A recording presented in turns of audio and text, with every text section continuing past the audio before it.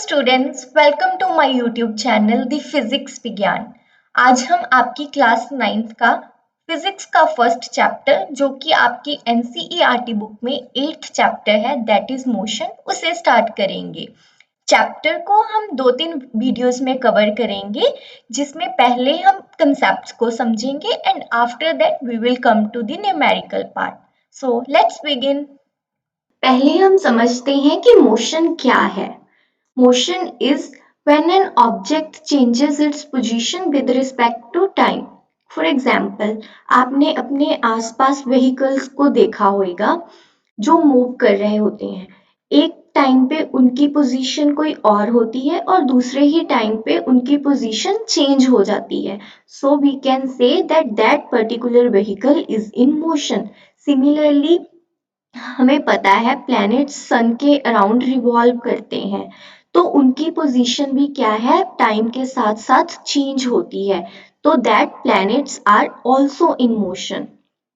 Motion is relative, means same object जो एक observer के लिए रेस्ट पर है वो किसी दूसरे ऑब्जर्वर के लिए मोशन में हो सकती है। फॉर एग्जाम्पल, जो पर्सन्स बिल्डिंग्स को अर्थ से ऑब्जर्व करते हैं उनके लिए बिल्डिंग्स रेस्ट पर हैं, लेकिन सेम बिल्डिंग्स को जब कोई पर्सन आउटर स्पेस से ऑब्जर्व करता है उसे लगता है कि अर्थ के साथ साथ बिल्डिंग्स भी सन के अराउंड रिवॉल्व कर रही हैं, so buildings are in motion. Similarly, ये पैसेंजर्स जो ट्रेन में बैठे हैं एक दूसरे के विद रिस्पेक्ट ये रेस्ट पर हैं, लेकिन इनको जब कोई बाहर से पर्सन देखेगा उसके लिए ये सारे पैसेंजर्स ट्रेन के साथ साथ मोशन में हैं। सिमिलरली, ये पैसेंजर्स जब अपनी विंडो के बाहर देखेंगे तो ये ट्री माउंटेन्स इनके लिए they are in motion in direction opposite to that of train. So we can say motion is not absolute, it is always relative. सो किसी भी ऑब्जेक्ट के मोशन को पोजीशन को स्पेसिफाई करने के लिए हमें एक रेफरेंस फ्रेम चाहिए होता है जिसकी ओरिजिन को हम रेफरेंस पॉइंट बोलते हैं। से मुझे इस पिक्चर से इन वर्ड्स की पोजीशन को स्पेसिफाई करना है, can I do it? No, but इस पिक्चर में I can say that these birds are flying to the left of this tree. So here ये वाला ट्री मेरे लिए एक रेफरेंस पॉइंट का काम कर रहा है। सिमिलरली, इस विलेज में मुझे इस लड़के के घर की पोजीशन को स्पेसिफाई करना है, तो मैं क्या कर सकती हूँ, मैं इस स्कूल को रेफरेंस पॉइंट लेके बोल सकती हूँ कि इसका घर स्कूल के राइट हैंड साइड पे है। So in this example that school is a reference point. I hope you understand the concept of reference frame and reference point. आगे हमारे पास है types of motion. First is motion in a straight path. इसमें क्या होएगा, जो हमारी body है वो एक पर्टिकुलर डायरेक्शन में ही मूव करेगी, जैसे कि यहाँ पर एग्जाम्पल्स गिवन है। First is during military parade. Military parade में क्या होता है, हमारे सोल्जर्स एक ही डायरेक्शन में मूव करते हैं, राइट। सो ये क्या है, वन डायमेंशनल मोशन है, एक स्ट्रेट पाथ के अलोंग मोशन है। सिमिलरली, जब कोई बॉडी फ्री फॉल करती है तो वो वर्टिकली डाउनवर्ड डायरेक्शन में नीचे गिरती है, ये भी क्या है हमारे पास, motion in a straight path. Next हमारे पास है सर्कुलर मोशन। सर्कुलर मोशन में क्या होता है, बॉडी जो कि एक सर्कुलर ट्रैक में मूव कर रही है उसका डिस्टेंस एक पर्टिकुलर पॉइंट से हमेशा कांस्टेंट रहता है और उस पर्टिकुलर पॉइंट को हम उस सर्कुलर पाथ का सेंटर बोलते हैं। इसमें यहाँ पे और भी एग्जाम्पल्स दी गई हैं, लेकिन सबसे इजीएस्ट आपके लिए है फैन की example. Next is periodic motion. Periodic motion में क्या होता है, बॉडी अपना मोशन जो है एक पर्टिकुलर इंटरवल ऑफ टाइम के बाद दोबारा रिपीट करती है। इसमें ही हमारे पास ऑसिलेटरी मोशन भी आता है। ऑसिलेटरी मोशन में क्या होता है कि बॉडी का जो मोशन है एक मीन पोजीशन के अबाउट टू एंड फ्रो होता है, जो कि एक इंटरवल के बाद रिपीट करता है। For example, this swing, this pendulum.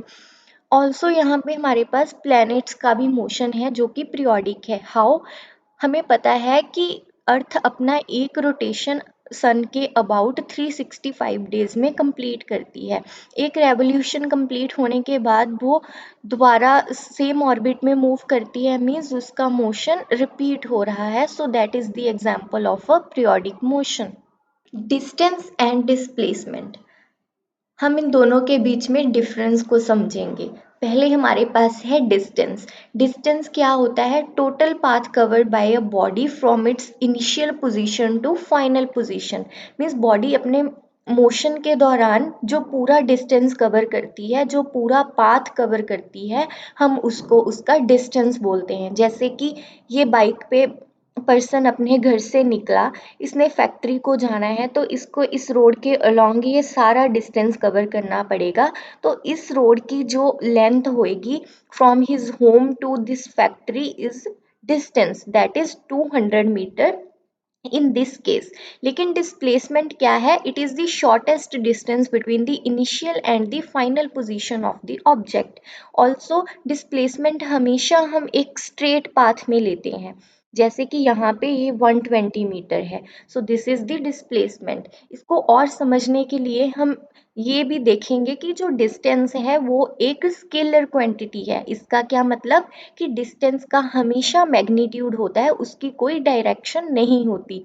जैसे कि इस रोड के अलोंग कभी तो ये पर्सन इस डायरेक्शन में मूव करेगा, कभी यहाँ सर्कुलर में आ गया, कभी फिर इसकी डायरेक्शन और चेंज होगी, मीन्स उसकी डायरेक्शन चेंज हो रही है, लेकिन हमें उससे कोई मतलब नहीं है। हमने पूरा उसका पाथ लेंथ जो उसने कवर की उसे ही कंसीडर करना है डिस्टेंस के लिए।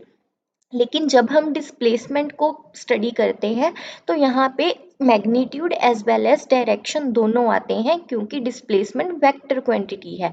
तो यहाँ पे this north east direction that is 120 metre is displacement. इसको और समझने के लिए ये सर्कुलर पाथ वाला एग्जांपल देखिए। ये कार ने ए पॉइंट से स्टार्ट करा और ये पूरा ये वाला पाथ कवर करके दोबारा हमारे पास ए पॉइंट पे ही आ गई। इस केस में इसका डिस्टेंस तो होएगा ये पूरा सर्कुलर पाथ जो उसने कवर करा उसकी length, that is circumference of this circular track. लेकिन डिस्प्लेसमेंट यहाँ पे क्या होएगी? बॉडी की इनिशियल पोजीशन भी यही है और फाइनल पोजीशन भी यही है।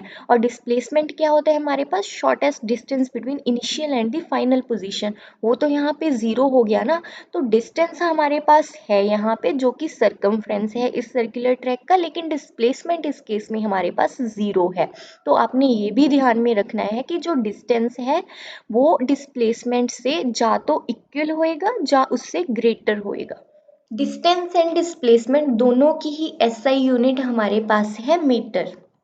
अगर मैं एक साइकिल और एक ट्रेन को कंपेयर करूं तो साइकिल पे एक पर्टिकुलर डिस्टेंस को कवर करने के लिए मुझे ट्रेन से ज़्यादा टाइम लगेगा। तो I can say that train is faster than cycle और cycle is slow than train. So एक ऑब्जेक्ट दूसरी ऑब्जेक्ट से कितनी स्लो है या कितनी फास्ट है, इसको हम रेट ऑफ मोशन बोलते हैं।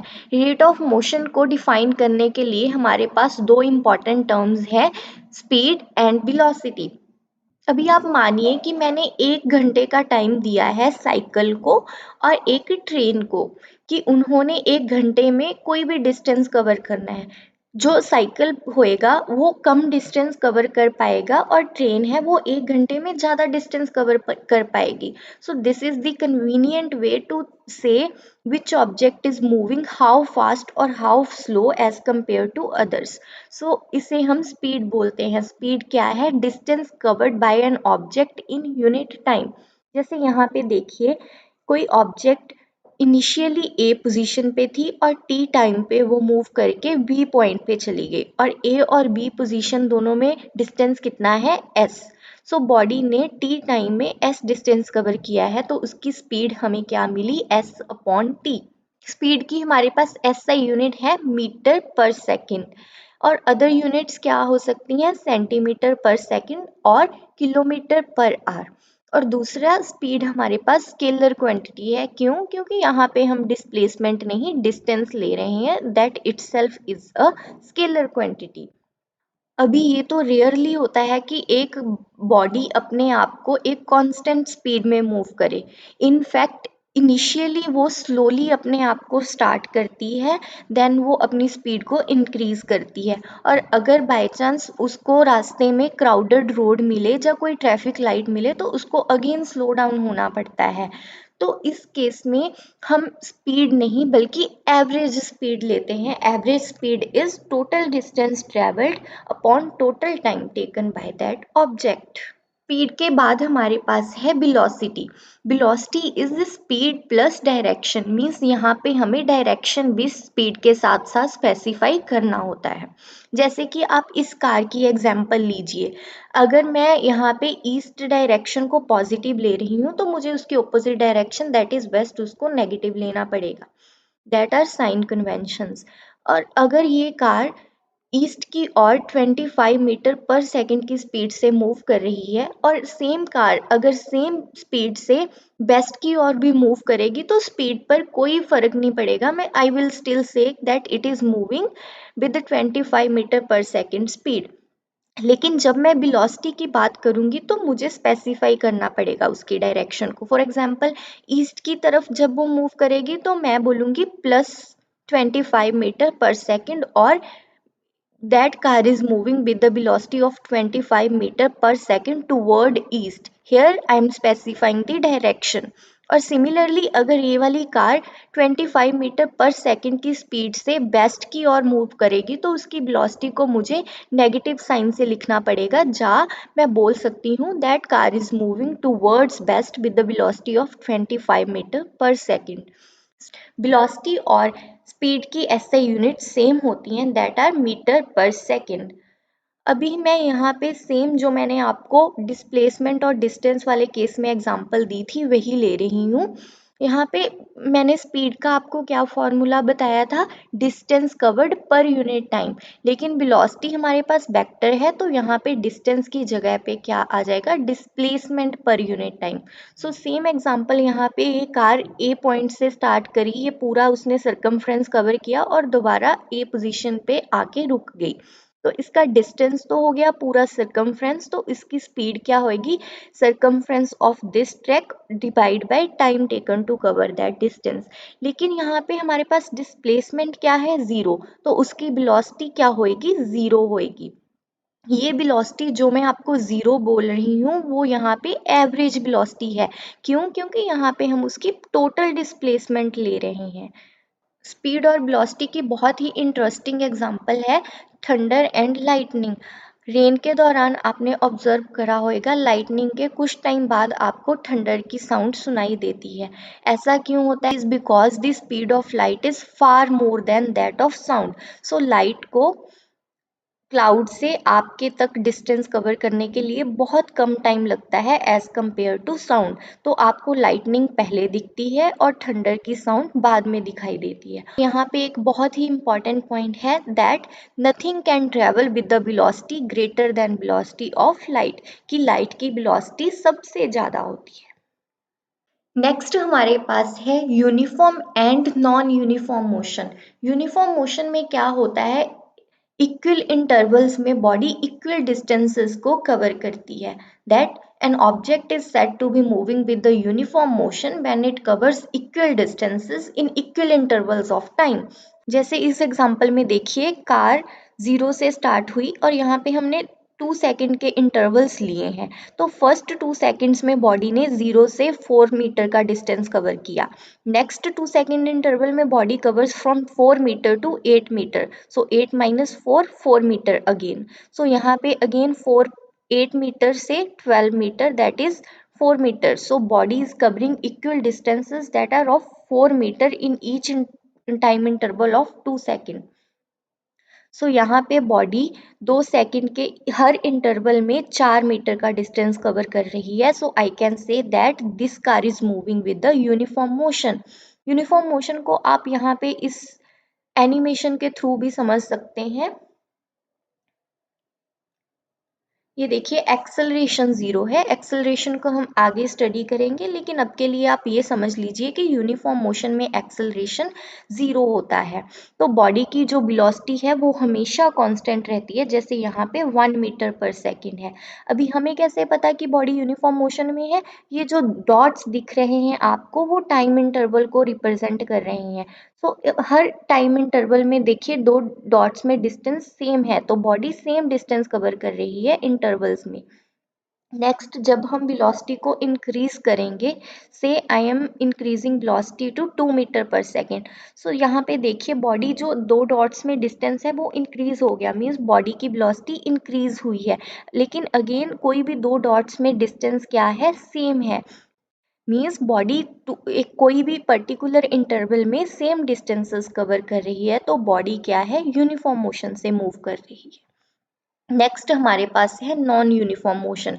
जैसे मैंने आपको एवरेज स्पीड वाले केस में बताया था कि ऐसा रेयरली होता है कि बॉडी एक कांस्टेंट स्पीड या कांस्टेंट वेलोसिटी से मूव करे। कोई भी क्राउडेड रोड आ गया या ट्रैफिक सिग्नल हो गया रेड, तो बॉडी को क्या है? रुकना पड़ सकता है या स्लो डाउन होना पड़ सकता है।